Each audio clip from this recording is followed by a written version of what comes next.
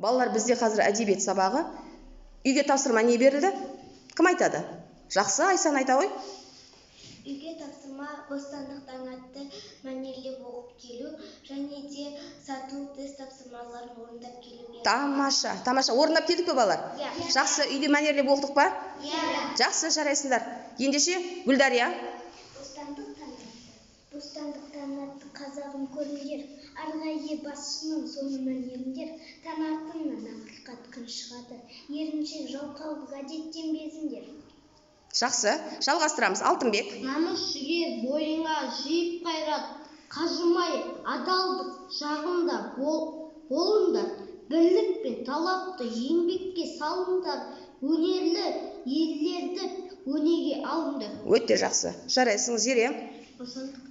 Бостандықтан атты қазағым көріңдер, арнайы басынан соңынан еріңдер, таң артынан ақиқат күн шығады, еріншек жалқаулық әдеттен безіңдер.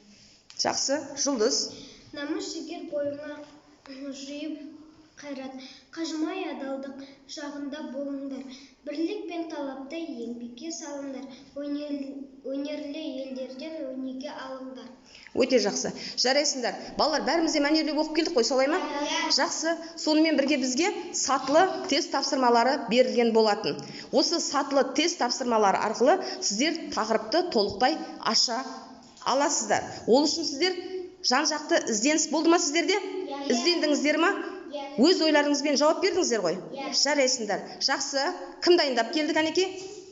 Жақсы. Ал Мақпал. Сыраға тәуелсіз елдің балалары қандай болу керек? Жауаптары: намысты, ұйқышыл, еріншек, талапты. Дұрыс жауабы: намысты, талапты. Жауапты қайдан таптың? Өз ойымнан. Тәуелсіздік ұғымын қалай түсіндіресің? Менің ойымша тәуелсіздік ұғымын еркін отан, ауыз біршілігі мол халық, тату-тәтті отбасы деп түсіндіремін. Тәуелсіз Қазақстанның болашағы қалай елестетесің? Менің елестетуім бойынша егеменді еліміз болашақта да тәуелсіздігін жоғалтпайды деген үміттемін. Тамаша, керемет. Жанел. Сұрағы: тәуелсіз елдің балалары қандай болу керек? Жауаптары: намысты, ұйқышыл, еріншек, талапты. Дұрыс жауабы: намысты, талапты. Жауапты қайдан таптың? Интернеттен біліп. Тәуелсіздік ұғымын қалай түсіндіресің? Менің ойымша тәуелсіздік ұғымын бейбіт еркіндікке түсіндіремін.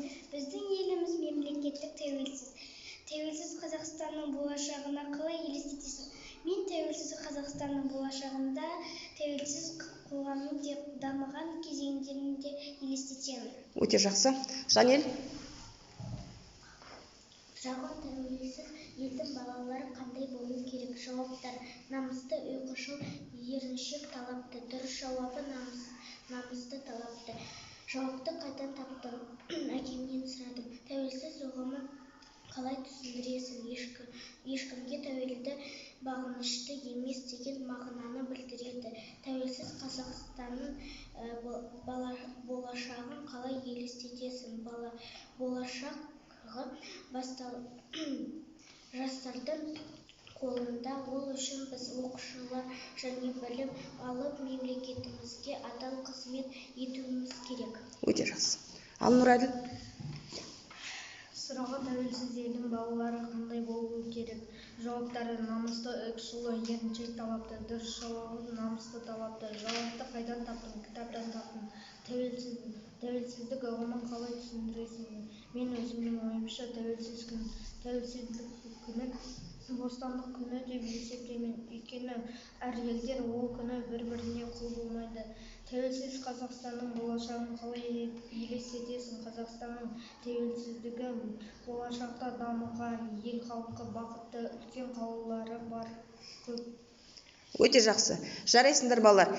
Үй тапсырмасын жақсы орындап келіпсіздер. Ал енді бәріміз оқулыққа мұқият қараймыз.